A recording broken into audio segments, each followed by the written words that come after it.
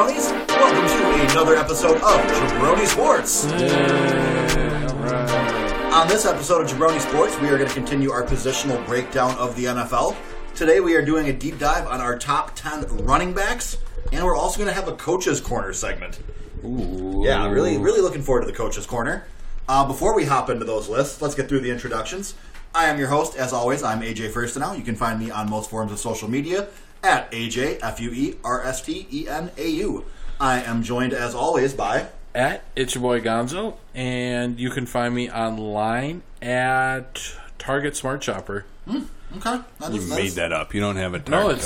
It's you keep track of your coupons, and then you spin the wheel, and you go in and you get more. You spin a wheel? Yeah, there's a wheel involved. Oh, that sounds pretty exciting. John can verify. I can John's married. Yeah? All right. Wow. I gotta become a Target Smart Shopper. You get to play Price is Right games. They don't just let anyone in. No, it's an exclusive club. So One day. Can you guys vouch for me or? All right, that's okay. It's fine. No, it's fine. It's cool. Moving on. Joining us as always. That's G Baby LaFleur. Oh, it sounded like a serial killer. 83. So sinister. G Baby LaFleur. Follow me on Twitter. And joining us for the second episode in a row, our guest this evening, John Freeze, and you can find me in Kenosha, Wisconsin. you gave a location at least. Whoa, we're going to have to blur that out. We're not giving away where we are. That's more than we got last week. We got John, stalkers. Though. Yeah.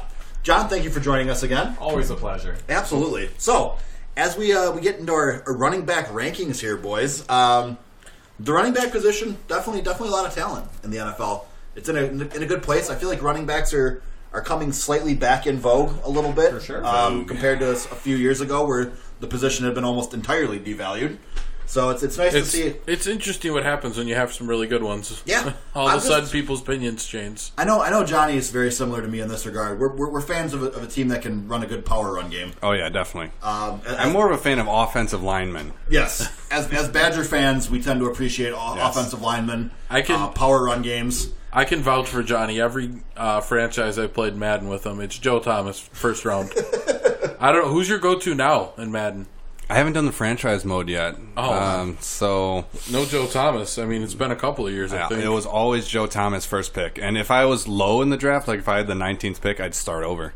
In my fantasy draft, I got to get Joe Thomas. He was the building block. He's the building block of the team. Makes sense. It helps. And I think a lot of these guys we will see have good offensive lines. Not all of them, but often a good running back is a symbiotic relationship with a good offensive line. Joe Thomas, greatest offensive lineman of all time. And if you disagree, fight me. Wow. I don't want to. Yeah, I can't. I mean, it's hard to argue. I mean, who else is in that conversation? Like Walter Jones? Yeah. DeBrickshaw Ferguson? No, not quite. Not quite. No, I don't. Johnny, come on, back me up. Orlando Pace. I mean, yeah, Orlando Pace is a good one. You only know DeBrickshaw Ferguson because his name is DeBrickshaw. Yeah, that is the only reason. He was a bust. I know him from our cousin Carlo. He was not very good. He was very high on him and Jamal Maglar. Stars, both of them. But yeah, before we get into the formal top 10, were there any guys that you thought it was interesting didn't make the cut for your top 10s? I didn't know the guys that didn't make the cut, but I'm sure there's quite a few of them. Yeah, I don't have them, so I can't talk about it. I just wrote my top 10. If you didn't make my top 10, I'm not here for it. That was the end of the research? You didn't have... You just found 10 guys and you're like, yes. And then once you had 10, you're like, I'm done. That's enough work for one night. All right. I learned this 2 weeks ago or so. Austin Eckler is great at football. Yeah. I've known it for a few years. Yeah, I would say I had to inform you that Austin Eckler was in fact having a very good season the other day. Blew my mind. Yeah, blew my mind. I was like, yeah, Austin Eckler is just very good. Johnny's had it with the Austin Eckler talk. He's actually off the podcast now. It drove him from the room. Otherwise, some honorable mentions I have. I mean, Melvin Gordon. I mean, probably should be in my top 10, but given the holdout status and he should have. As far as his career goes, I mean, he's generally 3 to 4 yards a carry. I mean, nothing spectacular, but he's a workman. He gets it done. A workman? Yeah. He puts in his... No, he does. A solid shift. Punch the clock. Yeah, right. No, he shows up, 9 a.m., 9 to 5. Well, if they have night games, that's a problem. It's a challenge. Yeah, it absolutely is a problem. He's more of a noon kickoff guy. My personal favorite, Todd Gurley falls outside my top 10 just because, the knees. Damn it, we're going to have very similar lists because those are my two most notable honorable mention fellows as well. I had Melvin Gordon as number 11 and Todd Gurley as number 12. What about Frank Gore? The ageless wonder. The ageless wonder. He almost made my list. Yeah? That's one I remember fighting myself on. For Frank Gore in the top 10? Yeah. Oh, because in 10 years he'll still be around. Yeah. Just Well, plug him I away. mean, my list is for one game, but Frank Gore's playing the first and the last snap of that game. He'll get through the whole game healthy. No problems there. No, that is very true. I can't argue with Gore's durability. If we were doing a list of durable running backs, Frank Gore would be number one. Number one in my heart. Be absolutely number one. And then my two remaining honorable mentions: Kareem Hunt. Oh, okay. I don't think he's honorable. Yeah, dishonorable mention in this case. You know what? That's a better fit. Yes. Yeah, he is dishonorable mention. But he'll give you that good kick in the pants to get you going. So. And then James Conner. Okay. James Conner. All right. Okay. All right. Yeah. I think it's crazy to me how much this list changes. Because this list would have been drastically different a year ago, and this list probably would have even been different before this season started. The running back position is one of the most volatile. Guys, the shelf life is short. It is. Todd Gurley would have been the number one running back if we did this list a year ago, probably. Not even a question, would it? He was the guy, and there was no reason to think he wasn't going to be the guy for a long time. And then, well, let's keep in mind, not all of us are doing long term. Todd Gurley would have been the best for winning one game. Yeah. Who would have been Todd Gurley was? No, I agree. monster. I'm just saying, Todd Gurley's on my list. I didn't figure injury. I just figure if I got to play one game, hopefully Todd can stay healthy for most of it. Hopefully he can get through it. Yeah. I approach this from more of a dynasty aspect. That's so fair. we probably deviate a bit. That's fair. Johnny? The thing about... Well, I always do one game. Oh, sorry. John, you had one more, did you? No. Okay, I'm sorry. The thing about running backs is that it really depends on the offensive line. So this is why running backs fluctuate how good they are every year, because... And you try to rate these running backs on just how good they are, but when running backs have good offensive linemen in front of them, they're obviously going to look better. So this list is just hard for me to do. Yeah, I'd say running is probably, 65% offensive line? Wow. Maybe more, Wow. in my opinion. That's just my opinion, but... I think the skill level of the player has a lot to do with it. I would agree with that. Yeah. I think it's mostly offensive line than skill of the running back. I mean, it's a key component. If you It's get a very hit key 3 component. yards behind the line every play, you're not going to do anything. Exactly. But also Trent Richardson had pretty good offensive lines in front of him in Indianapolis, and he just sucked. He had good offensive lines in front of him in, where was it, Cleveland? Yeah. It was pretty good then. I mean, 3.5 yards per carry. I don't know what you're trying to say. I mean, that Trent Richardson wasn't good. Wow. That's a hot take. Is that controversial? Yeah. I need to look this up. I mean, this is an Austin Eckler type situation. No, Trent Richardson was not very good. I'm sorry. I didn't mean to just shatter wasn't anyone's bad. paradigm today. He was pretty bad. He was out of the league in like 3 He years. was pretty poor. He washed out of the AAF, right? He was pretty rough. Well, also the AAF folded before the season finished, so R.I.P. the AAF also washed out of the AAF, unfortunately. Wasn't LeGarrette Blount almost out of the league, and then he got picked up by the Patriots, and then he goes... That's, which time? Hold on. Which time? That happened twice. Yeah, I was gonna say. So This happened multiple times. You're gonna have to be more specific. Any other honorable mentions before we get into the formal list here, boys? Do you have any? No. All of mine have been sniped essentially. Like I said, Frank Gore. Yeah. our lists are very similar. So I will start my top 10 with someone who I'm fairly sure won't be on anyone else's list. My number 10 dynasty running back is Josh Jacobs. I have liked Josh Jacobs quite a bit from what I've seen so far. I think the opportunities for him will absolutely be there in Oakland. They've or Las Vegas, wherever the case might be. They'll never move. They've hitched their wagon to him pretty heavily. I think Gruden's not one to admit that he was wrong. So I think that no matter what, Josh Jacobs is going to get a lot of work, get a lot of volume, and I think the Raiders will probably invest in their offensive line at some point. So for me, Josh Jacobs is my number 10 dynasty running back. Well, I will go next. My number 10 is Packers running back Aaron Jones. Okay, interesting. I really like what I see. I think he's gotten a little bit better in each of his years in the NFL, and I think he just continues to grow. He's becoming a little bit more part of the passing game a little bit, and I just like what I see. Okay, interesting. Johnny, your number 10? I just got a mess over here. Well, yeah, but what about your list? Guy from the Titans, Henry. Derrick Henry? Derrick Henry. I want. Maybe I'll put him number 9. I'll go Melvin Gordon number 10. Melvin Gordon's going to Melvin sneak in Gordon number will 10? go number 10. Okay, so you also gave away your number 9, though, right away. Wow. So number 9 is Derrick Henry? We don't know that yet. I said maybe I'll put him at number 9. I'm sorry. The list could change. Okay, Thanks, thanks. Johnny. And he said guy from the Titans. It could be Deion Lewis, right? That's true, yeah. That is true. He did say guy from the Titans. I'm not sure who he meant. We can't be certain. There's a bunch of numbers here. None of them make sense on my running back list. I'm saying them as I go. Johnny's over there doing like equations. Johnny's trying to find the perfect running back using mathematics. He's the only one. So anyways, number 10 for you is Melvin Gordon. Number 9, who knows? Probably not Derrick Henry. Stay tuned. All right, and John, your number 10? Number 10, I go with David Johnson. Okay. All right. So, he's 27. He does have a track record with injuries, but he's also a physical freak. And he's a perfect blend of pass catcher and runner in my mind. So, no, I think he's still got 3 years till he hits, the fabled plateau. And he's paired with an exciting young quarterback. I think he could be in line for some good seasons. I would agree. I think that a lot of Arizona's skill position guys are going to have a nice little bump here because Kyler Murray makes them viable options again. Yeah, like you said, David Johnson at one point was a threat to have 1,000 yards receiving and 1,000 yards rushing. I don't know if he's quite that guy anymore, but he's a great safety valve for a rookie quarterback, For sure. and he's a great safety blanket to lead on in your run game if things aren't clicking in the passing game. Yep. I think David Johnson is a fantastic running back as well. I did not have Aaron Jones on my list That's fair. to discuss. I think Aaron Jones falls to me kind of a cut below.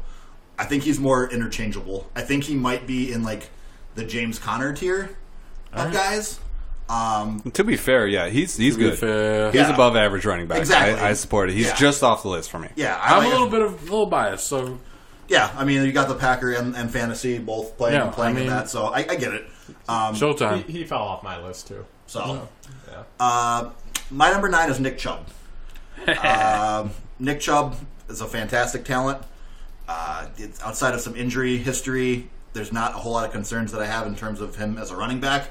I think more of his concerns are what the presence of Kareem Hunt on the Browns roster means going forward.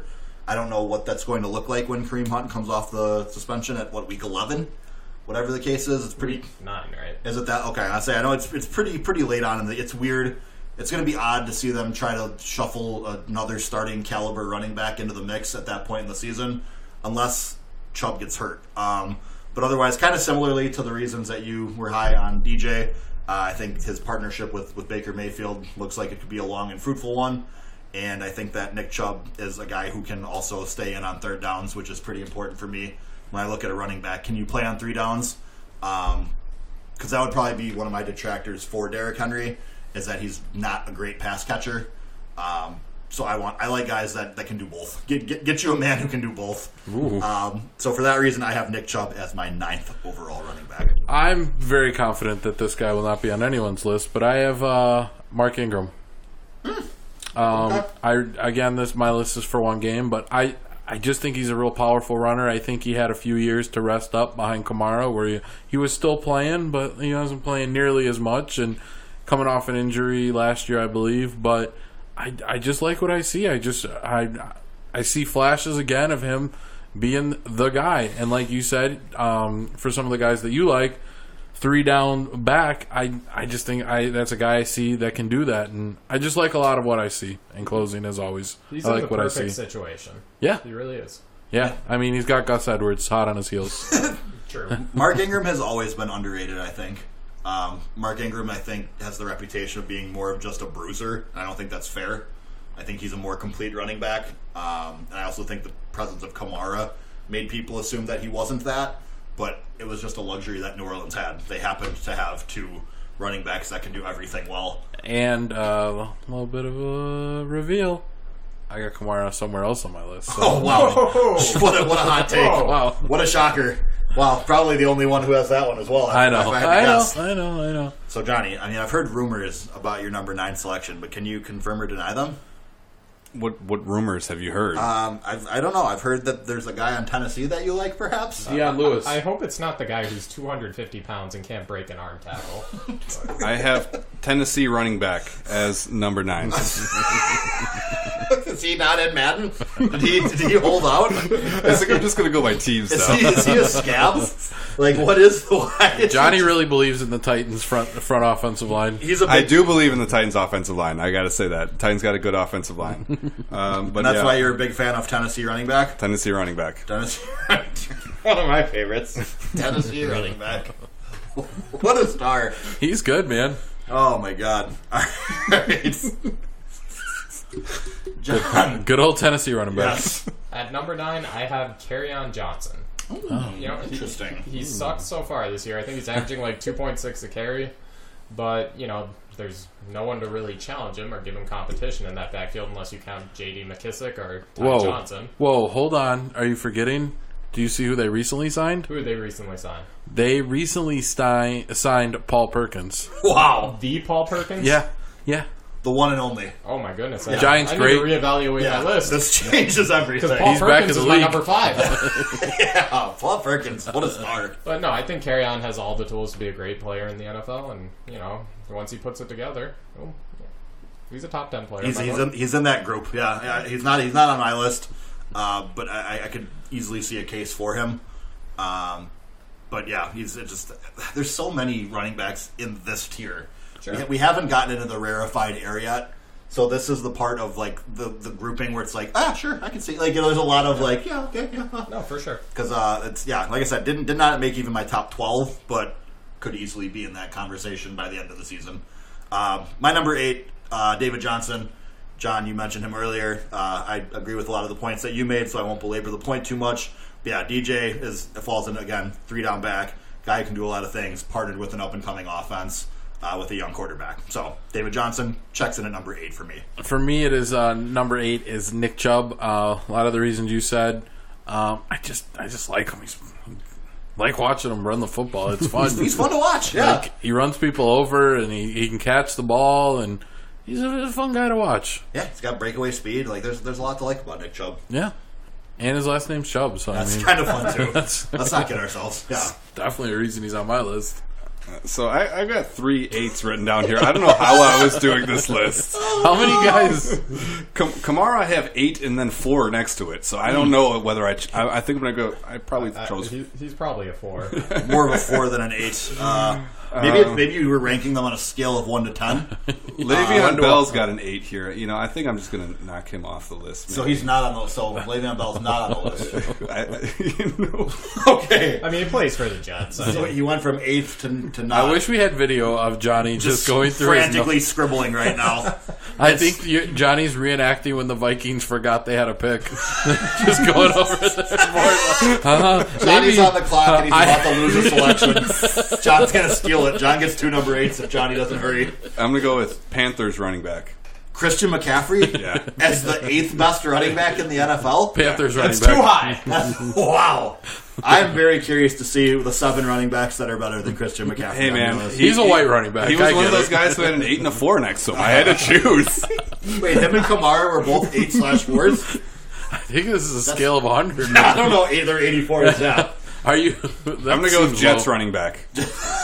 So Le'Veon Bell is checking in at number 8. Number 8, Jets running back. All right. Number 8, Jets running back. John. I can't compete with this. I'm just going to go home. That's I understand. Number 8, I actually, hotter take, Josh Jacobs. Oh, For a lot of okay. the same reasons you had, but opportunity is everything, and, you know, he's the guy moving forward. Yeah. All right. Like I said, Gruden, basically part of it is that Gruden's a crazy, stubborn person. Very true. And he's going to give him 30 carries a game because he took him in the first round. And he's not going to be like, maybe that was a bad idea. Be like, well, you know what? Spiders, EY, banana, football. Let's run it with Josh Jacobs. All right. Man, I just love it, man. AB, let's get back to playing football, Rugged, brother. chuggy football. Come on, man. You're a great football player. Cut the shit out. He's coming back to the Raiders. It's coming back home. Him and John are going to be buddies again. Number 7. To begin the round 7, I have Dalvin Cook. Wow. Probably a bit of recency bias playing in his favor here, but he is off to an absolutely scorching start to the season. And I think when healthy, Dalvin Cook is one of the most talented running backs in the NFL.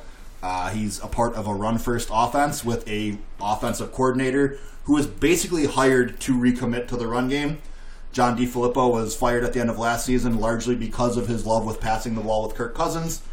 Mike Zimmer has gone back to a more ground and pound approach. And ground and pound it. And I think the Vikings offense has been great. I also think the presence of Alexander Madison actually helps Cook's value for me. For sure. Because it gives him the ability to 'Cause not it's be the on the same field person? all the time. Well, no, he doesn't have to. He doesn't have to get. Dalvin Cook doesn't need 25 touches a game to have a good game.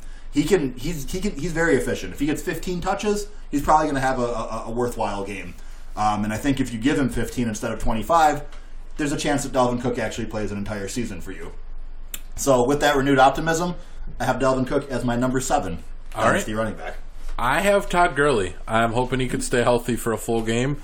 I have more confidence in him staying healthy at this point than Dalvin Cook. Interesting. Dalvin Cook was definitely a guy that almost made my list, but I really like what I see from Todd, and just hope he can keep healthy in that one game, and I think he can make a difference. Now, as a Todd Gurley owner, see, the problem is he can stay healthy through a game, but they're going to pace him all the same. He's going to get 12 carries. He's going to get 15 to maybe 20 touches on a good He's got to have a few breakouts. And then Malcolm Brown's going to get another 10 to 15, so...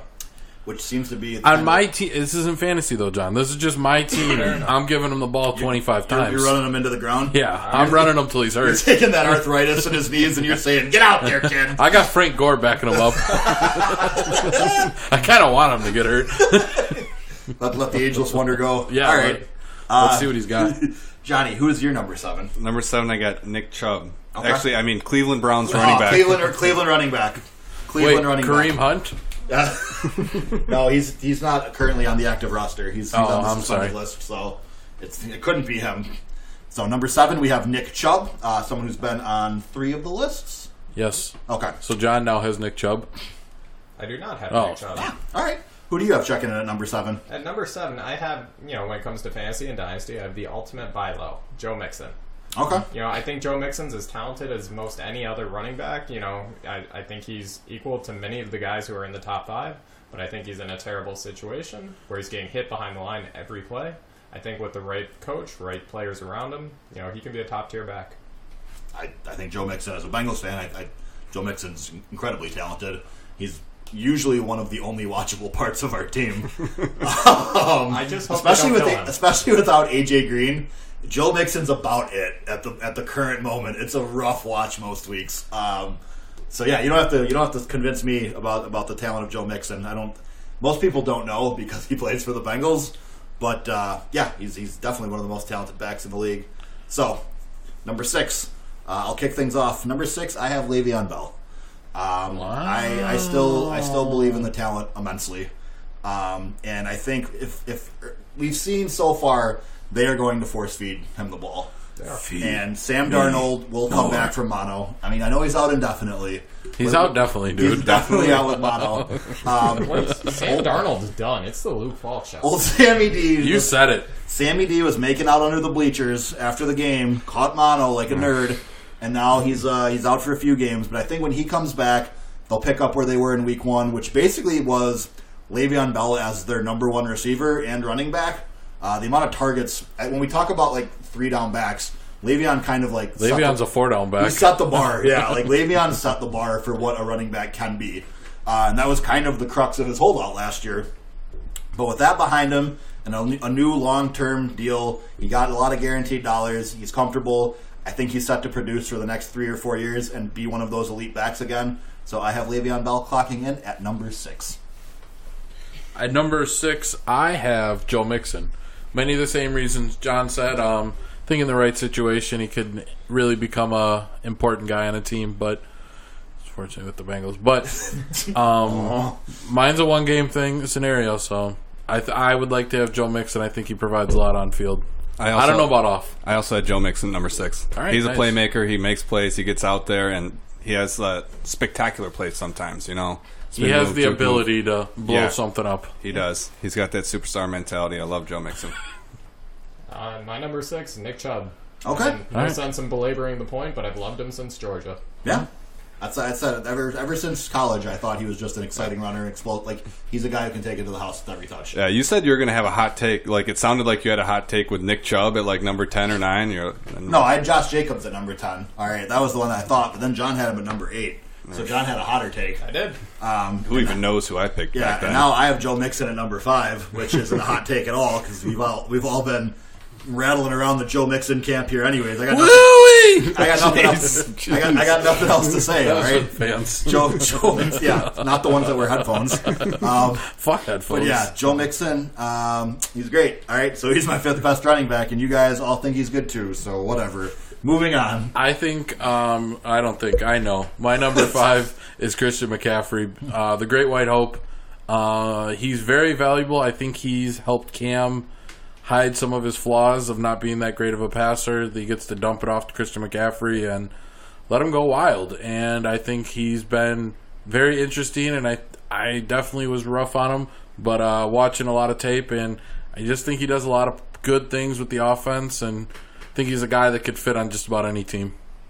Mm-hmm. This is number 5. Yes. I didn't write down a number 5. I don't know where. Maybe it's one of your number 4s. So it could be one of the number 4s. Yeah, get in there. Oh, Johnny's going to panic pick now. Here we go. No, he's stalling. That's We're going why to get to the end. Johnny's not going to have a number 1. He's going to have used up all of his guys too soon. And the number 1...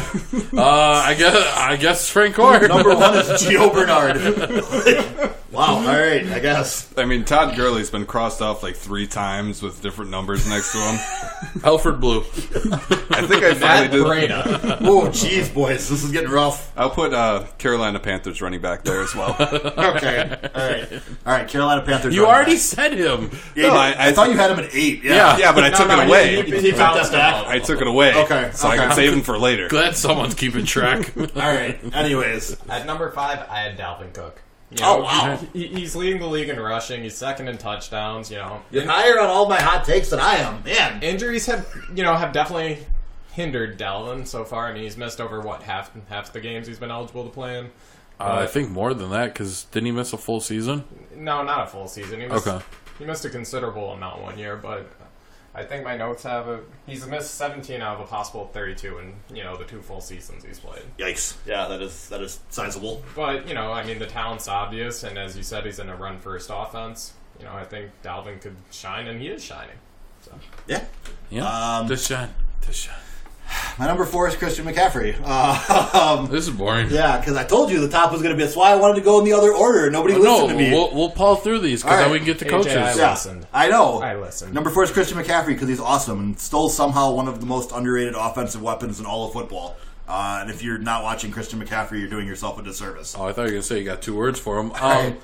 At number 4, I have Zeke, just because I like seeing his belly. Okay. That's it. That's the only reason. No, just think he's really powerful. I think he's obviously running behind what Johnny would say is a good line. The best in the league. The best in the league?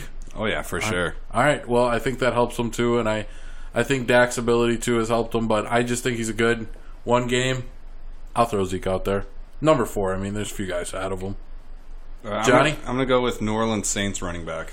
As your number 4? As my number 4. Okay. I'm really curious to see who your 1, 2, 3 are. This is going to be... Wow. I think I only have 2 left. That's what I'm getting worried about. That's definitely what I'm concerned about.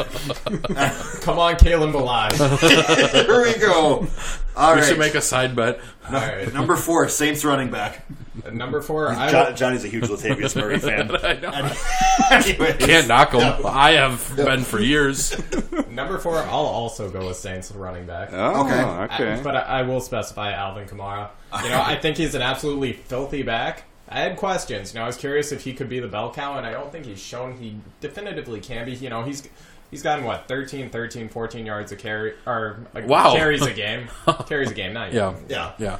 But, he's going to get the passing yards as well. So, he's a do it all back, and, he's definitely the most elusive runner in the league. So.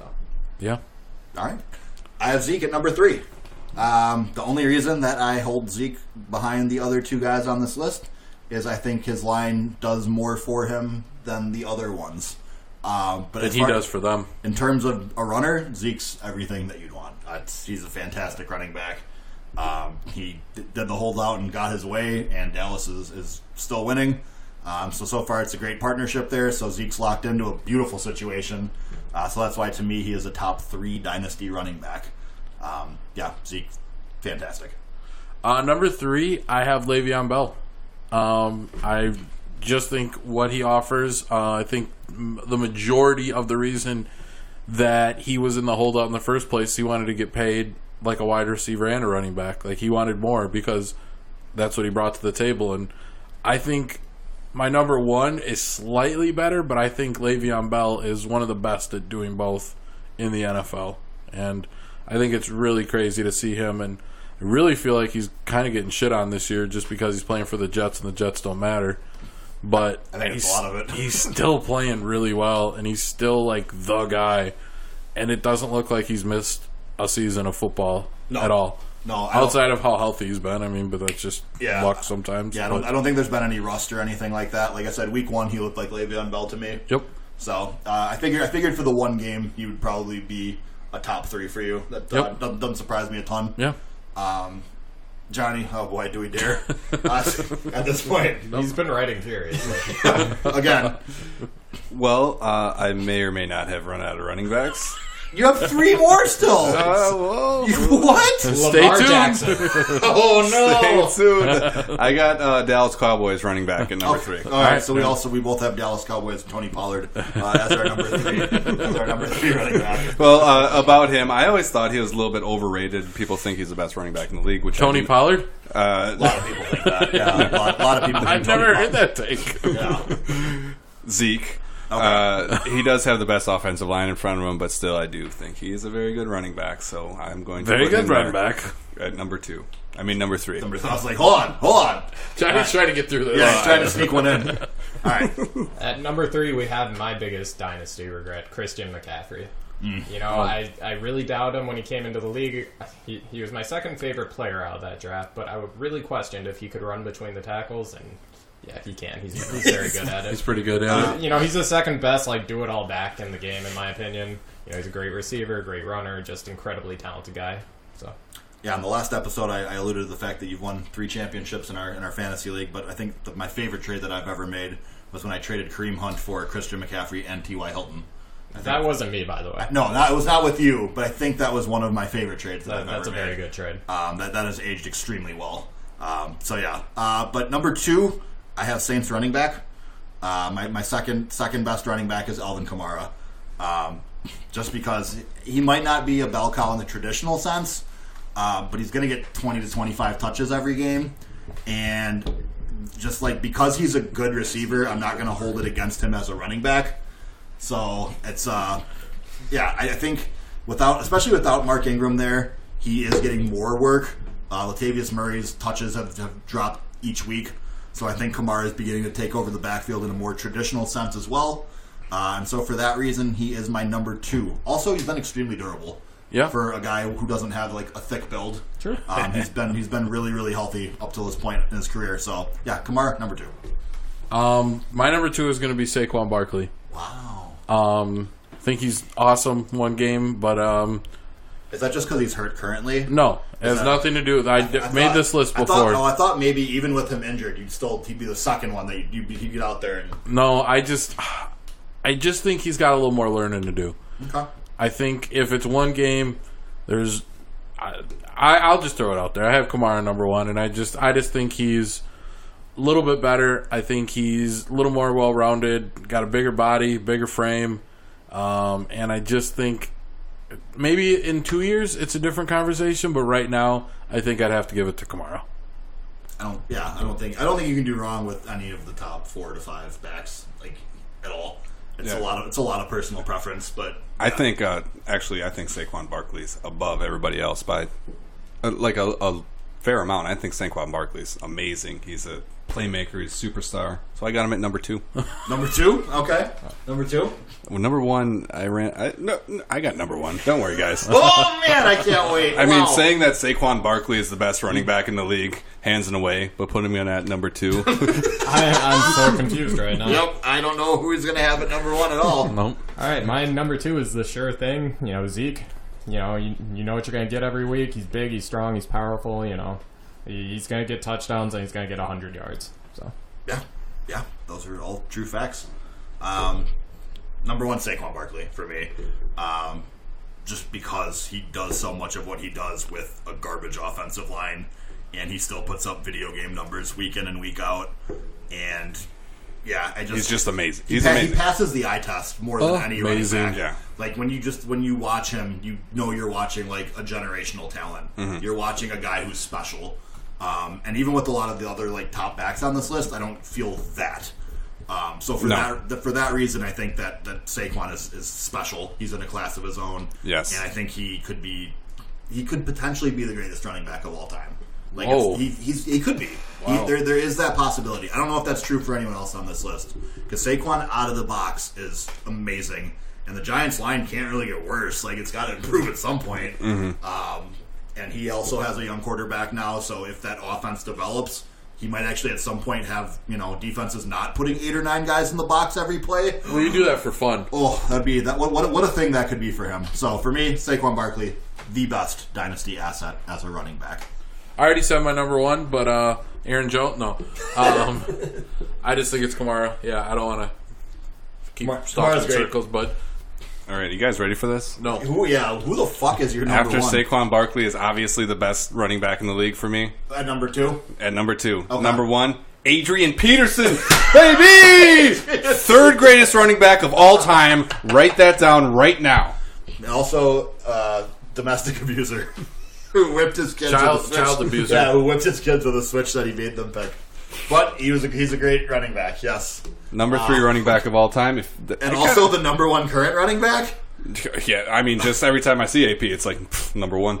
Dude, AP's the best. AP's number 1. Tell me something I don't know. Is that We what didn't even watch him today. Saquon Barkley actually kind of reminds me of a young AP. You think he's going to beat his kids?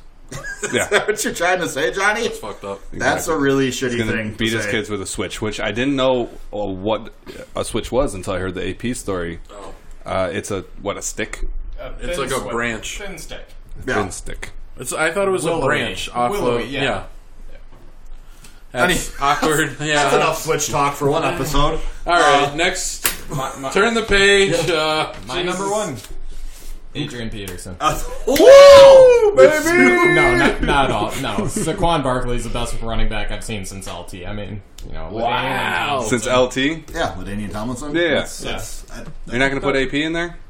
No, I no, mean, I think that's. I mean, don't get me what he wrong. said since LT. I think Adrian Peterson's a tremendous talent, but I think he falls beneath Tomlinson, and I think Barkley reminds me more of Tomlinson than anyone else. I kind of wanted to get into the all-time list now that we're doing this. Well, you wanna no do- one's prepared. Yeah, you want to start just doing Johnny wants Just to play top on a- 3. Just Johnny top wants 3. a barbershop debate. No, Johnny wants a level playing field. That's true. Yeah. And you guys aren't prepared. Perfect. Yep. So I'm gonna Nobody knows what throw we're some talking names about out this there. time. I got O.J. Simpson at number 3.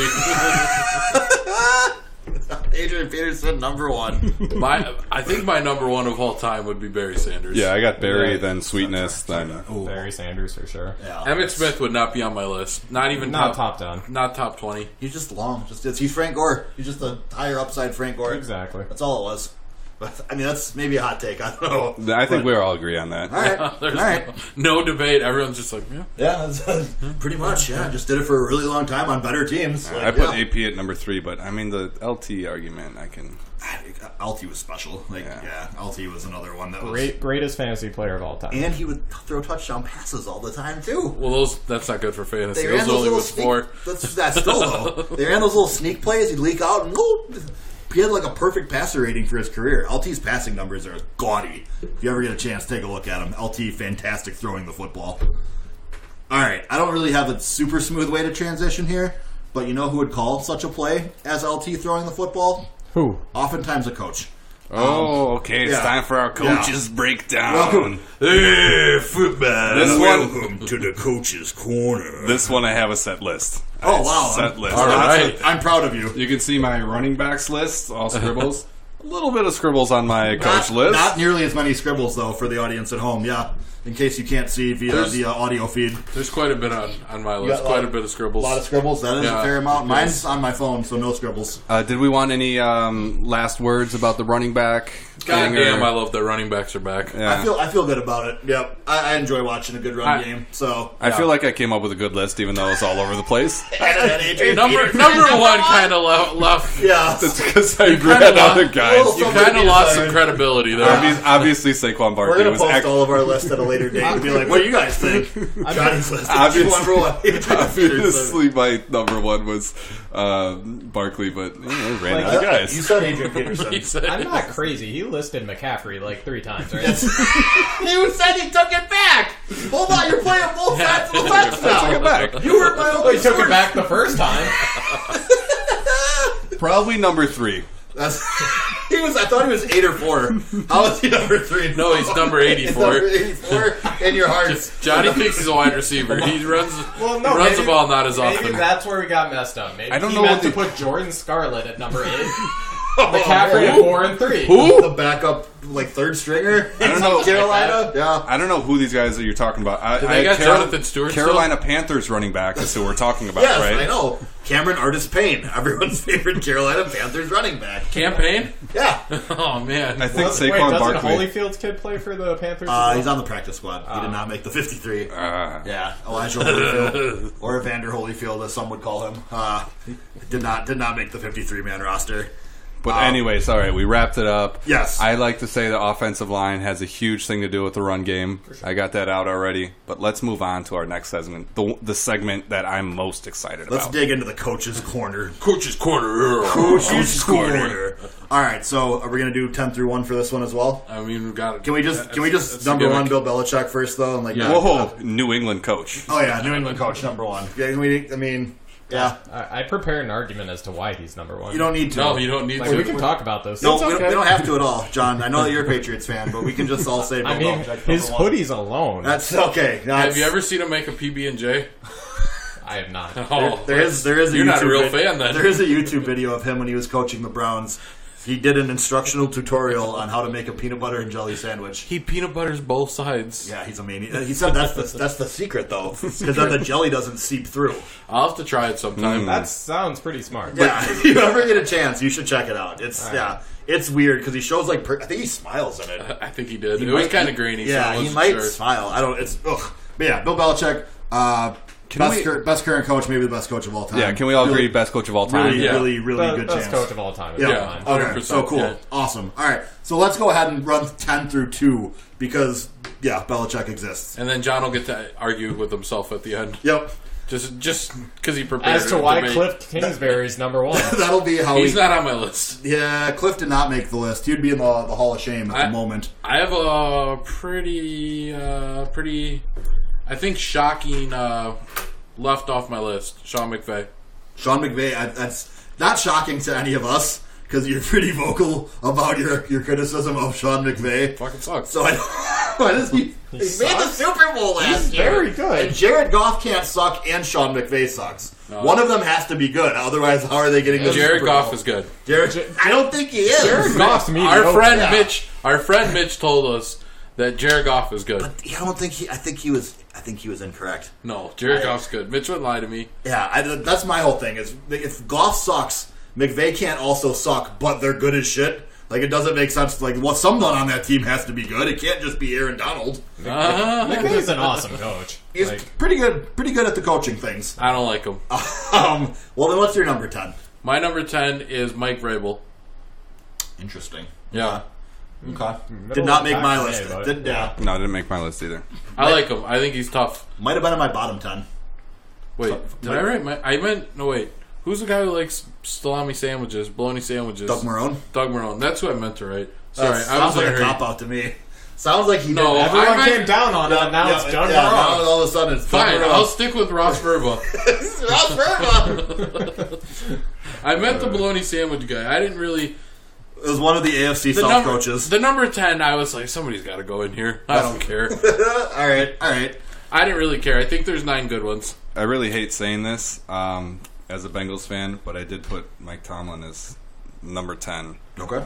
I think that he sticks there. He's a hard-nosed coach. His players listen to him. He's seen some good times, obviously some bad times this year. Seen the best of times. It was the worst of times. Are you writing an epilogue to his movie? It sounded really sad too. Like Old Mark Tomlin wasn't there for the best of times all the time. Lots of times I fucking hate his guts as a Bengals fan, but I respect him. I'm going to put him. I respect. God damn it! He really earns the respect of his players, and he's earned my respect as well. He's earned the respect of our hearts. Number 10 for me. Number 10 in my book. One of the strongest defensive minds in the league. Once upon a time, he made Cincinnati a force. Mike Zimmer. Okay. I have Zimmer significantly higher on my list. I will say that. Okay. Any reasons for Mike at 10? Just defensive guy, hard nosed, all Defensive that guy. stuff. He's had success. Okay, sure. My number 10 is neither of those things. It's Kyle Shanahan, baby. Here we go. Hot take at number 10. Kyle Shanahan. Wow. All aboard the Niners train. Here we go. Choo choo. 3-0 Niners. 3-0 Niners. Thank you, John. Thank you. They had Also, some tough wins. Who is the Niners' best wide receiver? Does anyone know? Oh, you didn't know? Does anyone have an answer for me? Because I don't think any of them are that good. Okay. I can name them all, though. Yeah, exactly. Oh, Marquise Goodwin. I mean, the real answer Deebo is it's Samuel. actually George Kittle. But if you have to count it as a wide receiver, I don't know. Trent Taylor? Is he even on the team anymore? Dante Pettis? Hey, Dante Pettis came to life finally. He had a Proud touchdown. fantasy owner. Jerry Rice. Yes, that is the correct answer. Kendrick Bourne? Stop it. Also, Richie James. Who are God, the- I gotta Richie plus- James is a good one. who are these anonymous running backs they roll out every week? I Matt know Nada, anonymous. Jeff Wilson Jr., Country music superstar Rob- Jeff Wilson Jr. Raheem Mostert. That's a It good sounds one. like randomly generated computer characters. Okay. I know of these boys. And they have Jimmy G, who I don't know if he's good or not. Neither And they're- does Jimmy G. And they're 3-0. He has a really balanced game plan. I think they do a really good job playing to what they have on offense. And I think his players seem to really enjoy playing for him. I think he's one of the up-and-coming head coaches. And now that he has a semblance of a roster this year, they're experiencing a little bit of success. So for me, Kyle Shanahan is my 10th overall coach. All right. I can He's respect it. up there on my hunk coach list. though. Is he? He's higher on the hunk meter? He's higher on the hunk meter. My number 9 is Doug Peterson. Okay. I mean, he won a Super Bowl. I think he's a pretty smart guy. I just think Carson Wentz sucks. And I think he's saddled with a bum quarterback. Ouch. That is So- harsh. Harsh. Really harsh words for Carson People Wentz. seem pretty high on Carson Wentz. Some people not. I mean, Not me. So we're- how many Super Bowls did he win? That's None. true. Nick Foles is the guy. Nick Foles. He shouldn't even get a ring. Give it to Nick Foles. so Sean McVay and Carson Wentz suck. Yeah. We got two. Okay. All right. Yep. We I'd got say. two sucks. Two. If that was a head coach quarterback combo, that team would be trash. 4 wins 4 and max. 12. Yeah. All right, Johnny. This one, I don't. I'm not proud of it, but I got Why? It's your list. Yeah, it's your list. I got Dallas Cowboys head coach. Oh, Jason Garrett. No, you're wrong. Jason Garrett's in your top 10. Number 9 for me. Wow. I don't like it, but I'm doing it. Yeah, I thought he was like the Andy Dalton line. I thought he might be like the definition of mediocre coach. He's hanging out with the Grudens at the bottom of my list. Oh, you got him way down in the Gruden territory. Yeah. He's got a winning record. I Yeah, mean, with the Gruden Bros. That's a rough. You don't want to run with the Gruden Bros. That's a I'm rough sorry. crowd. I think he's a bit underrated as a coach. He's not great, but I just wanted to make a point. This is your top 10. I just wanted to make a point that he's a bit of an underrated coach around the league. But you think he's a top 10 coach? I obviously Really? do. I put him right there. Yeah, he's got him at number 9. All right. so Number 9. All right. You check the math. That is in the top 10. I Do keep the math looking on at it that. and disagreeing with myself, but I did it. I just keep picturing Jason Garrett's face, and I just can't do it. I He know, doesn't that's have- what I just can't. I just picture him slapping all his players on the ass as Or they just come in. that scrunched up, I'm the sun shining in my eyes look that he does all the time. But that's not a face. That's just the sun shining in his That's- eyes. that's just he his- never shows expressions. That's his face. That's his face, and it's the only one he has. So yeah, Johnny's got Jason Garrett, number 9. Jason Garrett. Number 9, I have the new Mike McCarthy, Mike Tomlin. Oh, the new Mike McCarthy. Mike Wow. McCarthy, Fuck off. Explain. a guy who has taken a Hall of Fame quarterback and only managed to win one Super Bowl. Even if you look at his stats, because I was curious, because in my mind I was thinking they're pretty similar. You look at regular season winning percentage, almost identical to Mike McCarthy. You look at playoffs, almost identical. Their offensive yards rank, everything's within, 5 spots or so. Mike Tomlin is very comparable to Mike McCarthy. I don't think Mike McCarthy had the respect of his players like Mike Tomlin does. I think maybe closer to Mike Holmgren. I think Aaron Rodgers is a bit better than Ben Roethlisberger. Did Mike Tomlin have control of his locker room when AD was filming their post-game speeches last season? That's a good point. When Big Ben's going on his radio show every week, blasting his teammates? If you ask Pittsburgh fans, Mike Tomlin's lost the locker room. Yeah, he has, but he did at one time have it. And I would say Mike Tomlin's a lot better than Mike McCarthy. I'm just saying the stats, bear an odd similarity. I have Mike Tomlin at number 9 as well. Yeah, I feel pretty similarly. The Steelers kept having to run into the Patriots in the playoffs. The Packers didn't have that same challenge. They can shift from a zone to man coverage because Tom just picks them apart every year, and Tomlin makes no adjustments.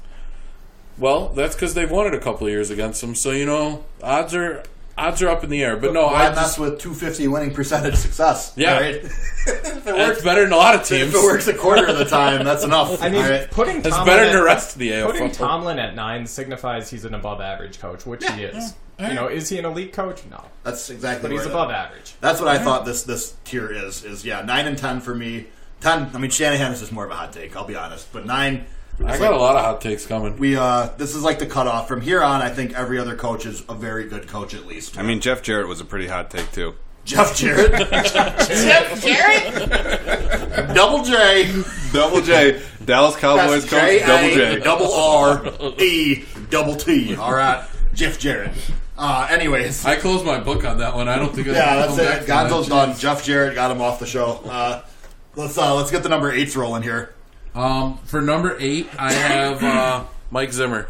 Think he's a good head coach. More of a defensive guy, and he's a fucking weirdo. So I think if you're that big of a weirdo and you're still a head coach, you got to be good. Otherwise, they wouldn't keep you around. They'd be like, all right, this weirdo, get out of here. But I think he's got a really great mind for the game, especially from the defensive side of things. A little bit of the Belichick.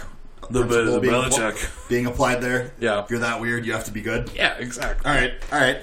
Johnny? I have Peterson there.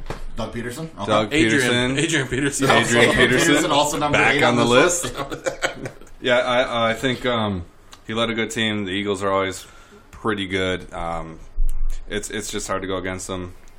They came out of nowhere winning that Super Bowl, and he led them to it. So I'm going with him at number 8. All right. Number 8, I also have Doug Peterson. I mean, you're talking about the guy who outcoached Bill Belichick on the biggest stage with Nick Foles. Yeah. I mean, Doug Peterson's a tremendous coach. Yeah. I would agree. That's why I have him several spots higher than any of you. Because my number 8 is Sean Payton. Wow. I am not as high on Sean Payton as most people. All right. I do not think that Sean Payton is a top 5 coach. I think Sean Payton is very interested in Sean Payton. I think a lot of the stuff that they do is just too cute.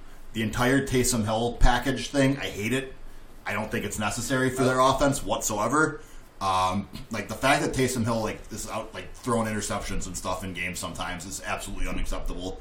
You have Drew Brees as your quarterback. You have Alvin Kamara as your running back. You have Michael Thomas as a wide receiver. I don't need a special teams gunner out there getting 35 snaps a game on my offense. It's absolutely ridiculous to me. How would you feel if that was Teddy Bridgewater? What do you mean? If Teddy Bridgewater played the Taysom Hill role of occasionally coming in and throwing. I would not like it. Not with Drew Brees as your starter. You don't need a gimmick package. Also, Bountygate happened under his watch, so I think he's kind of a scumbag. Whoa! We can't. If people are scumbags, then Bill Belichick. I mean, he's got to at least be. Bill's not out there hurting people. Yeah, this is different. That's night and day. There's a whole different. This is like you trying exactly. This was you had an incentive program to injure players. Fuck you. So I don't like him for that. You got to find a way to motivate. I'll try to do the thing that the other coaches do. Do what Belichick does. Be better. I'm sure there's Bountygate on other teams. Well, that's okay. That's a poor defense though of him having Bountygate. I'm pretty sure that other coaches incentivize shit like that. But that makes it okay for Peyton to do. Is that your position? He was dumb that he got caught, but I still think that happens all over the place. I think he's an absolute scumbag. Yeah. If it wasn't for that bounty program and they didn't give Brett Favre 3 concussions in one game against the Vikings, I think they actually lose that. Yeah, just spearing Favre every time he threw it, no matter what. I don't think they win the Super Bowl that year, so to be honest. He's scummy in my book. He's a lot higher than where you have him, but... Yeah, I think that he's a little bit overrated. He got Drew Brees in his prime and he won a Super Bowl. Awesome, you're a genius. Cool. I think Sean Payton is the 8th best coach and no higher. All right. Number 7, I have Jim Harbaugh. John Harbaugh. Jim Harbaugh is a terrible coach for Michigan. Getting his ass whipped by the Badgers. I just think, like, especially this year, he's shown, like, I don't know if it's all him, but, like, his teams are always competitive since he's been there. I can't give you an example of a team that he had that was just dog shit. Sucked, yeah. Yeah. And I just think he's got things going. I mean, everyone just thought, and he's not the offensive coordinator, he's more of the defensive end of things, but, like, I just thought it was interesting that he's getting everything going when they're like, oh, Lamar Jackson's done. He's trash. This team isn't going nowhere. And it's like, they're probably winning the AFC North, like, pretty handily. Like, I don't see much competition. Maybe, I mean, I guess the Browns, but they're my sneaker-in team. But I really think that what he's done as a head coach is really impressive. And especially, like, being a brother and your brother's a coach and, like, sometimes that can get a little murky, like, which Two brothers. Yeah. Two brothers. So, yeah, he is my number 7. He's my number 7 as well, so I don't want to spend a ton of time on it. All right. I think the biggest thing for me was his ability / willingness to pull the plug on Flacco last year, which was a tough decision. That was the quarterback that he won a Super Bowl with. Their relationship was pretty well known historically for being very close. So it wasn't easy for him to do, but it was something that helped the team in the long term. So he made the tough decision. He did it. That's the kind of leadership quality that I'm looking for in a coach. And for that and all the X's and O's, defensive stuff, whatever. Yeah, I agree. Number 7. Yeah, I think even when there's years when you think the Ravens are just going to be shit, then they end up being They're like 9 and 7. Yeah, so exactly. I think he's a spectacular coach. I got him a little bit higher, but my number 7 is actually Mike Zimmer for reasons we talked about earlier. I think he's a great defensive coach. His X's and O's understanding. If only those Vikings had a quarterback, then he'd probably be higher on the list, to be honest. But yeah, I got him at number 7. I think he's a great coach. At my number 7, I have the quarterback whisperer, Bruce Arians. Ooh, Wow. okay. There's a reason he's won coach of the year before. He's polished the careers of, Carson Palmer, Big Ben, Andrew Luck. I mean, this guy's a tremendous coach, and I think he could do the same with Jameis this year. Interesting. Wow. That's a hot take. Holding out hope for Jameis. I think the talent's there, and I think Arians is if anyone's going to do it, it would be Arians or Andy Reid.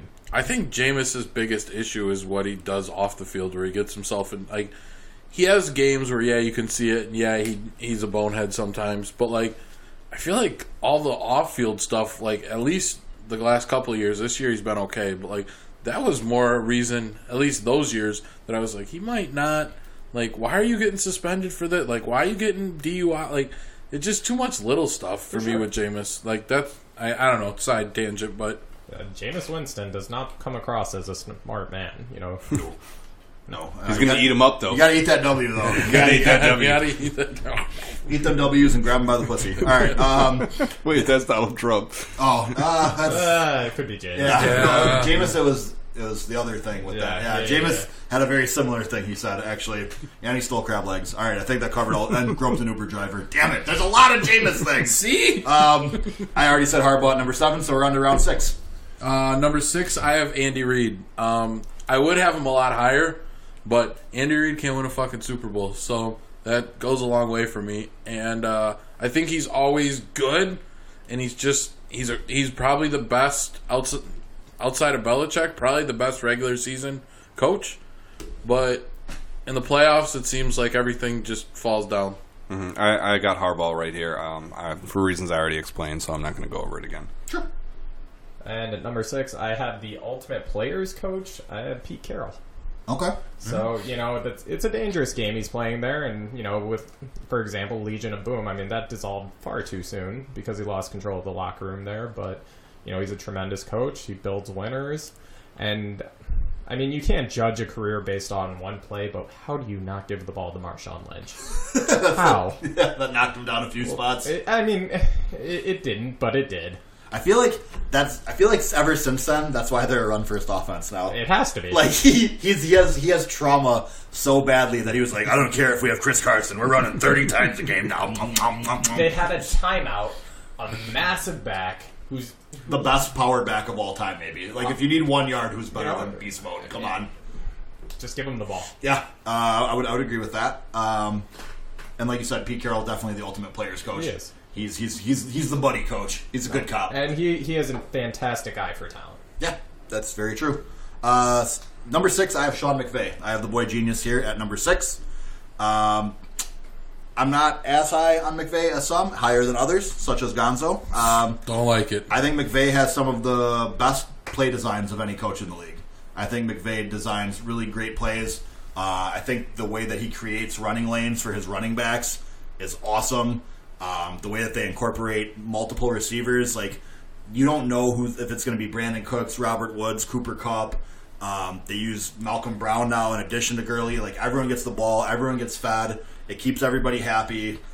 Doesn't let defenses key in on any one guy in particular, which is good for Jared Goff. He does a good job of getting things for Jared Goff early in games to build his confidence. The only detraction that I have on him really is how thoroughly he got pantsed in the Super Bowl. That's the only thing up till this point. But I think every single coach on this list has been pantsed by Bill Belichick at some point. So I'm not gonna make that a crucifixion for him. But we'll see how he responds to it going forward. So Sean McVay comes in at number 6 for me. All right, so number 5 for me, it's Riverboat Ron. Whoa, Ron Rivera in the top 5. Wow. Not gonna lie, he was 11 for me. Yeah, he was in there.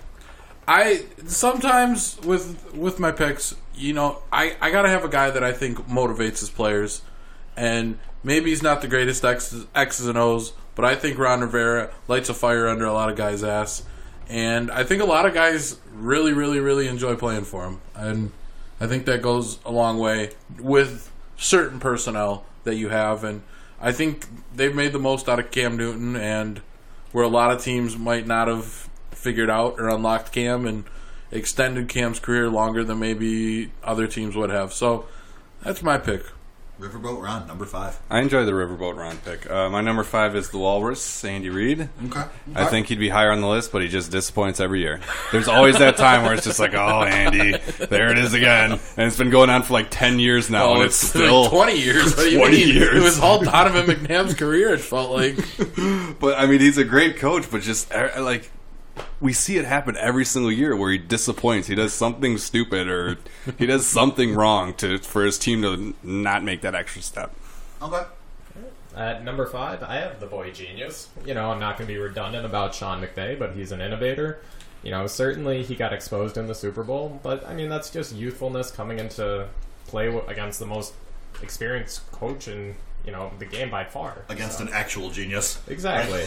So, I mean, that's the gulf, though, between number 1 and number 5. Number 1 and number 2, for that matter. Absolutely. I was saying exactly. Like, it's like from here out, like, it's pretty much the same until you get to Belichick. You could make a pretty good case for any of these guys, I think. But I don't know. I got a hot take left. He has a bright future. I mean, you already had one at number 5. Ron Rivera at 5 is pretty hot. Rod, your number 5 coach is probably getting fired this year. Just so you're aware. It happens. There's a really good chance that your 5th best coach doesn't have a job this offseason. He won't be out of a job for long, though. No, he will not. He'll be hired immediately. Maybe not as a head coach in the NFL. No, maybe college. Yeah, exactly. I like him. That's I like Jim Harbaugh. He's in college, too. My number 5 is Mike Zimmer.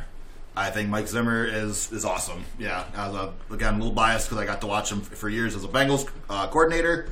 But yeah, if he had a quarterback, he might win a Super Bowl. So, and the only reason the Bengals were good for so long was because he was the defensive coordinator. The narrative was always that it was their offense, that it was A.J. Green and Andy Dalton, and that was not true actually for most of the time there.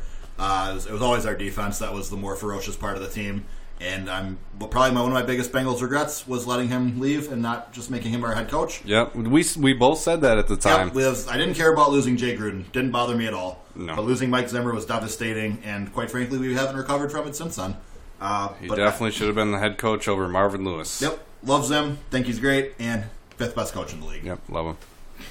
Number 4 for me, I have Pete Carroll, that gum-chomping son of a bitch. Again, I think he's a really good rah-rah guy. I think he gets his players to play at their peak for him. I think some of the stuff he does is pretty good, but for me, it's just what the fiery lights under their ass. Some of these coaches, I just like a good personality, and I think that can go a long way with certain teams. Yeah, my number 4, I got Sean Payton. I think asshole douchebag. That bounty program is just absolutely ridiculous. Has no point. Has no place in the NFL, and I can't believe this has not been a bigger issue. He was suspended for an entire year. I know, and then he came back and people were like, whatever. Yeah, and people seem to forget about that. I mean, they literally gave Brett Favre 3 concussions. By the end of the game, he was throwing it across the field. Not saying Brett wouldn't do that normally. Well, Brett was concussed a lot, though, also. Exactly. So Brett had cleaned up, though. He couldn't have any Vicodin or beer on the sideline. Yeah, Brett didn't have his usual Percocet ready. But to have a program where you reward people for hurting other people just has no place in the NFL, and he should have been banned for life. But he's a good coach. Good X's and O's guy. Yep. Good X's and good coach. Yep, so you got him at number 4. My number 4, as a Patriots fan, there was no team I wanted to play less in the playoffs than the Ravens. So I got John Harbaugh at my number 4. Yeah. He's an incredibly talented coach. He fields dangerous teams even when you don't think they're going to be that good, We've already said. Always a tough out. They are. They're absolutely always a tough out. It's never an easy game against the Ravens. And when you had Joe Flacco taking up the kind of cap space he did, it's not easy to field a competitive team. With the definition of the mediocre quarterback behind. Yeah. So, no, John Harbaugh, number 4. All right. Number 4, I have Doug Peterson. I think Doug is very, very close to being in the best of the best behind Belichick conversation. Yeah, basically because he won a Super Bowl with Nick Foles. And then he had it happen again, and he won a playoff game on the road again with Nick Foles. And he just consistently gets it done, no matter how banged up they are. It's part of the reason that even though they're 1-2 and beat to hell, I still think the Eagles will be fine. There's some sort of just... He's got the offensive brilliance thing going for him as well, but he seems like he's a better leader. He's not as much of a player's coach as some of these other guys, so I think his staying power will be a little bit better. And I think as far as X's and O's and being a leader, Peterson's one of the best. So I have him at number 4. Number 3, I have Sean Payton. Everything discussed, I agree with Johnny. It has no place. But, hey, he gets W's, and you can't argue with results. So, sometimes, you need a little bit of a scumbag at the head coach. No, you don't. Nobody ever said that. Sometimes you need a criminal. Sometimes, then the players can relate to him. They're like, Because the players are scumbags, too. Yeah, they're all scumbags. What team is this? It's the Raiders. The Saints. Yeah, exactly. Except Drew Brees. Yeah. He's just a piece of shit. We're also neglecting. Certainly Sean Payton was the overarching figure, but this was Greg Williams' brainchild. Yeah. I think it's naive to say that Payton wasn't aware of. Yeah, I'm sure he was aware, but No, he wasn't he had the no driving. idea. He was aware. It was scummy, but the driving force was Greg Williams, who's an utter piece of shit. Yeah, for sure. But I sometimes you got to bend the rules and No, you don't. But you don't have to bend the rules. But to a lesser extent, that's what the Patriots did, and they've there's instances of that.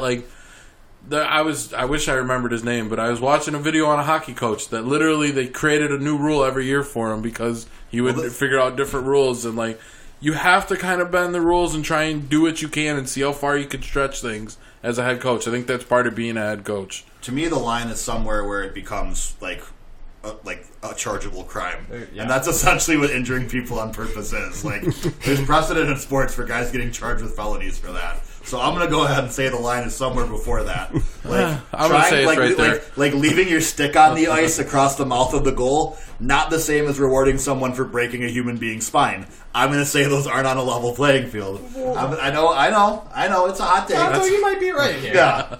You do what you got to do to win, man. But I'm going to stay in the rewarding people for criminal activity is bad camp. The Saints had to win that Super Bowl for Katrina, man. They had to do it for True, they did. They did. They had to win it, and that's why New Orleans still exists. Otherwise, it'd be all over. Exactly. No. Johnny, your number 3? Number 3, I got Pete Carroll. I think he's an amazing coach. Every single year, the Seahawks are good. Same thing with the Ravens with John Harbaugh. This is a year. Legion of Boom's gone. The Seahawks aren't going to be good. And sure as shit, here are the Seahawks again in the playoffs. I think everybody hates Pete Carroll. I don't hate Pete Carroll. I don't either. I don't hate him. I just wish he'd stop chomping that gum. Yeah, he goes crazy on it. He's always just He's always smacking that gum. smacking that gum and getting excited, jumping on the field. Yeah. Dude, if you watch the games with my dad, or I'm assuming every Packer fan, they just hate Pete Carroll. He's jumping up and down on the sideline, smacking that gum. But goddamn it, he's They a haven't good had a coach. coach that can move around on the sideline in so long. They were just jealous because McCarthy was a bowling ball out there. They had to like wheel him up and down the field to get him to move. Otherwise, Mike just stood with his eyes looking in different directions. Or Mike Sherman before that. Yeah. Or Mike Holmgren before that. Ray Rhodes is in there too. Oh, yeah. Another high energy guy. Packers head coaches. You know, Packers coaches aren't allowed to show emotion. It's weakness. But Pete Carroll, amazing coach in my mind. Agreed. Number 3, I have the Walrus. I think if this man knew how to manage a clock, Why doesn't anyone know how to manage a clock? he would be in Belichick territory. I mean, Because they don't teach it. They don't. There's nowhere to go to learn it. Just hire someone who knows how to manage a No, clock. if it weren't Nah, for, you like, can't admit defeat. if it weren't for I like, can the- manage a clock. He'll get it next time. That's what he said. Been That saying same it for 20 years. next time, though. Burning your second time out Just 6 wait minutes till- into the third quarter. Just wait till next The time. next time I see him burn a defensive timeout in the third quarter, I'm going to put my head through a window.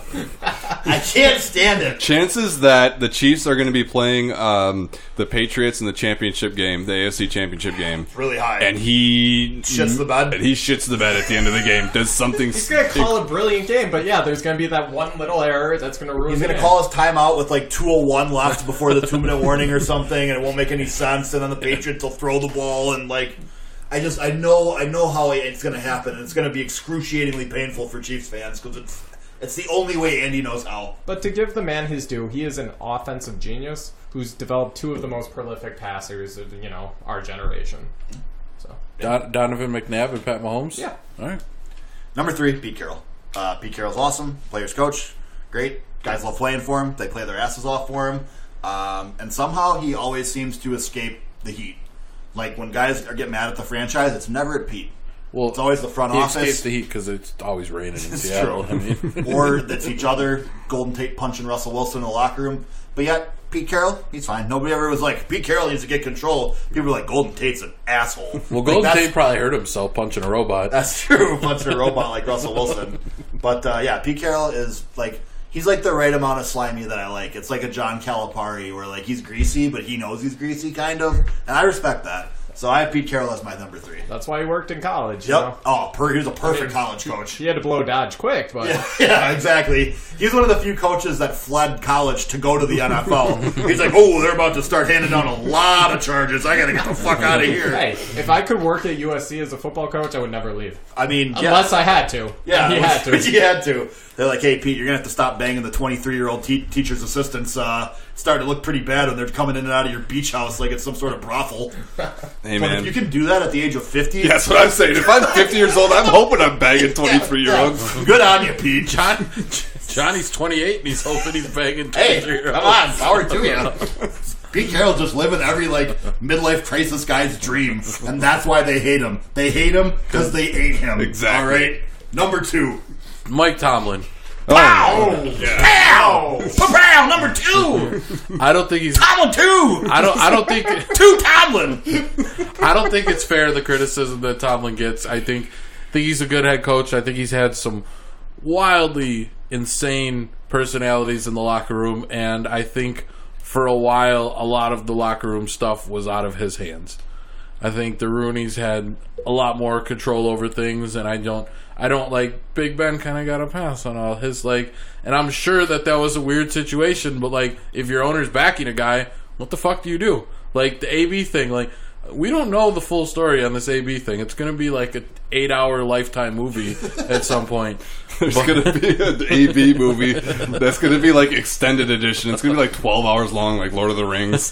The Adventures But he of said E. it's on Lifetime, so it'll be like starring like Mekhi Phifer as AB. But Like, what's the level of it'll be actor? like the running one with like OJ, where it was like every week another episode Yeah. came out.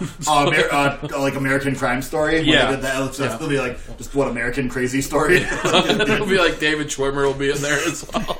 It'll be a really good 30 by 30. Of what Oh, we want, absolutely. Yeah, I can't wait for that part. For But sure. I think other than that, like, I think he's had pretty good control of the locker room. I think, like, players absolutely. I don't know a coach that players like playing for more than Tomlin.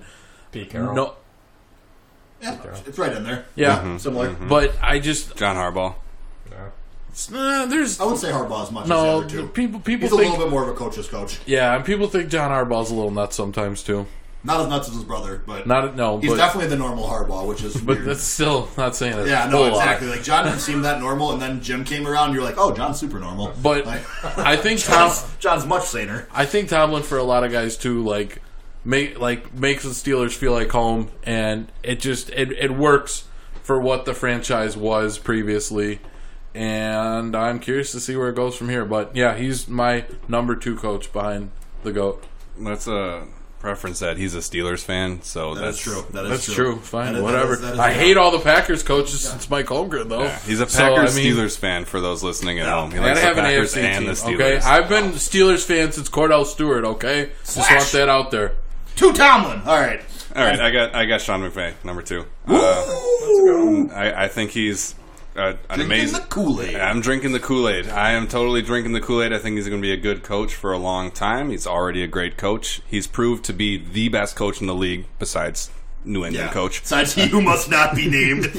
I mean, he got absolutely embarrassed in the Super Bowl, but I think the best way you learn is from failure, and I think he's learned from that mistake, and he just gets better every year. You think he'll get back and win it at some point? I think he'll get back there. I would tend to agree. Because I think he's got a long career ahead of him. exactly. So he's going to get back there there's a eventually. Yeah. I think it's a matter of how many he Yeah, wins. I would say that's. I think it could happen within the next This many, 5 years. John. No. This many. Do we have a side bet? Do we have I feel like that's over under Sean McVay titles 0.5? Wait, this is going to go on for like 30 Yeah, years. I can't have a bet that Sean McVay is going to outlive me for sure. Damn, there's coaches now that are younger than us.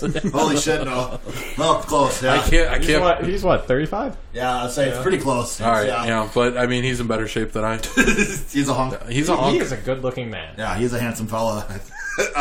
You want to know who's not a handsome fella? Andy Reid. My number 2, Andy Reid. Andy Reid. He's good. I love the Walrus, man. Okay, he's gonna let you down, but you know what? I would kill for a coach who has me in the position to get let down year after year after year after year.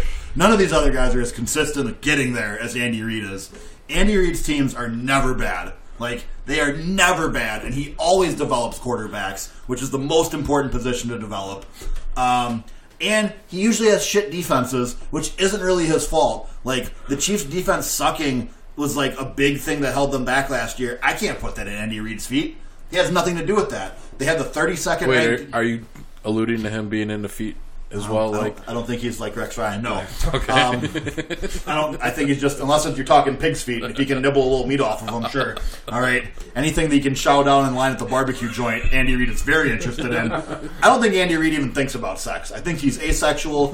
I think that all of his children were done via artificial insemination. I think that they talked to Andy Reid about Kansas City barbecue for a really long time, and he jizzed. He was like, oh, and they collected that, and then they impregnated his wife. Because Andy Reid doesn't have time to have sex because he's always watching football. That's it. He lives it. We know he's a shitty dad. He's not a very good dad. He's not quite Tony Dungy levels of bad.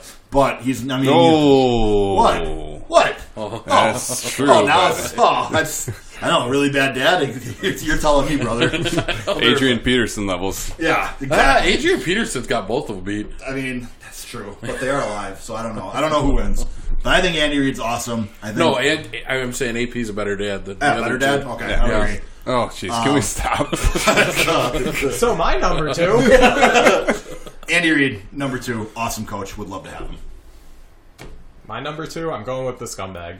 You know, Fucking Sean Payton. he builds winners, and honestly, I can't help but wonder what if. I mean, if the Saints don't get screwed against the Rams, you know, at the end of the game last year, you know, you wouldn't have had McVay's youthfulness against Belichick's experience. You would have had 2 experienced coaches, and you would have had Peyton going up against Belichick with Drew Brees, Alvin Kamara, Michael Thomas. That's a really good game. That could still happen this year. It could. Yeah. It very well could. I'm just saying we missed it last That year. was my Super Bowl pick, actually, for this season. Yeah, when we did our preview episodes. No, we agreed on that, Yeah, right? I'll say. So Not me. Well, you have the Browns in the AFC Championship game. out of so- here. I have Breeze. Come on, Breeze versus Phillip Rivers Super Bowl. You have Browns Chargers as the AFC title game, and I think they're both 1-2 to start the season. So you're off to a hot start. Slow start, for sure. just Yeah. wait. The hot takes are burning the roof of your mouth right now. Hey, somebody's got to get us content. It's not good for you that we're actually keeping track of them this year. No, you don't got to It's really keep track. not working out well. You don't got to keep track. We'll talk about it later. Basketball season will be here soon. It's fine. We'll forget all about this silly sport of concussions. I'd like to come back for basketball also, so I can talk about Markelle Fultz. What about him? Great Does he know how point to guard shoot in the yet? league.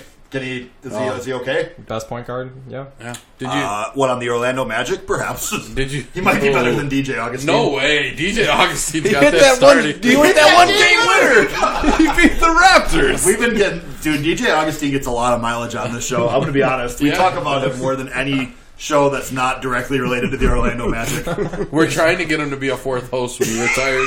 DJ Augustine. No, I mean, John, I also sent you the bad news today. Dennis Smith Jr. Dennis Smith Jr. Markelle Fultz to shot, according to the article headline. They did were what showing now? him. They were showing him in the gym, and his shots He's got a completely hitch. broken. Yeah. He's got a hitch. Yeah. Still there? No, Dennis Smith Jr. Oh, he has the Markelle Fultz hitch now? Yes. Like, all of a sudden, he just can't shoot. He was, like, missing layups. Nice. Or not layups, free throws. And I was just like, oh, man. That's, It looked ugly. yeah. It looked painful. It was hard to watch. That'll happen. Before we go, I guess can I sneak in a basketball thought? Can I do one football and then you can do your basketball? Sure. All right, USC versus UCLA. Oh, What you a mean game! Wazoo versus UCLA. Yeah. Oh, sorry. Yeah. I forgot the teams involved, but what a 38 point fucking comeback. game! Yep. That was one of the greatest, man. College Kelly. football. Chip I'm Kelly. glad I'm watching it this year. It's a lot of Scored fun. 50 points in the second half. 167-63 in regulation. It was an insane game. Yeah. It was. Quarterback threw 9 touchdowns.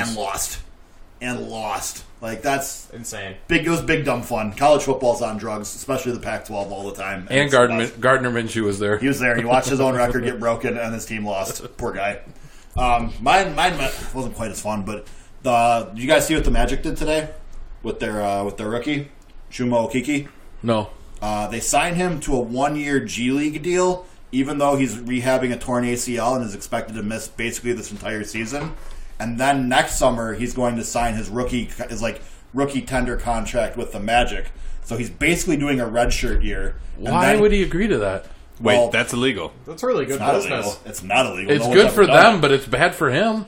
Is it? Because he gets an extra year to prove that he's actually an NBA player. Yeah. And, make money. And he still has the same amount of guaranteed money. He's just getting a G League year. So he's basically doing But then would his contract be up in 4 years, hypothetically? Or It'll would be- it be up in 5? It'll be 5. It'll be Yeah. 4 years from when he signs So it. what if he's super good? He's stuck. I mean, he was like an 18th overall pick. I don't think that you're looking at. I think you're looking at it as it's a way to get paid to rehab this year, and he gets to. He wouldn't have got paid otherwise? Yeah, but it's a dead year. He doesn't produce anything. Also, the Magic have to pick up his 3rd-year option before the second season starts. So do you want to go in with that much uncertainty as a rookie? It's he's not an early pick where it's oh, well, you're set. And he'll be fine, but Yeah. as far as big picture, I think it makes a ton of sense. And for guys that are coming in with teams basically what the Nuggets do every year with Michael Porter Jr. and Bol as 2 of their last draft picks. Bull. Is think- Michael Porter Jr. going to play this year? I have no idea. I've heard he's a dark horse for Rookie of the Year, so. I mean, He'd be a really dark horse in my book. That That's horse, racist. That Come on. horse, that horse is real dark. We're talking Black Stallion here. All right, but I thought it was interesting. It'll be interesting to see if other teams do that, and if it's something that comes up in the next CBA. John, I'll give you the field. Versus Rookie Zion, of the year, yeah. Zion or the How field. much? I don't know. What do you think's fair? $10. $10 straight up? Yeah. All right, I got you. Boom! All right, Zion versus the field. We got it, and we made a bet before the show was over too. Of course. I'm glad we switched gears for a second. It ended up running longer than expected. Thank you guys for joining me with this episode. Thank you for listening. We appreciate it as always. I am your host AJ Firstenow, I am at It's Your Boy Gonzo. That's G Baby LaFleur. and thank you so much for joining us. Putting in a double shift today, Mr. John Freeze. Thank you for having me. So next week we'll get at you boys again. We'll have another couple episodes dropping. We're going to do running backs. Yep. Next We week just did running backs. We're going to do quarterbacks. Quarter- Yes, quarterbacks. next week we're going to do quarterbacks. That's right. We're doing multiple episodes every week now. We're getting a little scrambled. Let us know if you like it, or fucking just talk if you're out there. Is anyone listening? Holler if you hear me. All right. How do If you we hear sound? me. Hey, Kyle, come on. Kyle, relax. Yeah, I think they're can you let us know you're listening, Kyle? So as always, appreciate the love and yeah, see you next time, jabronis. Peace.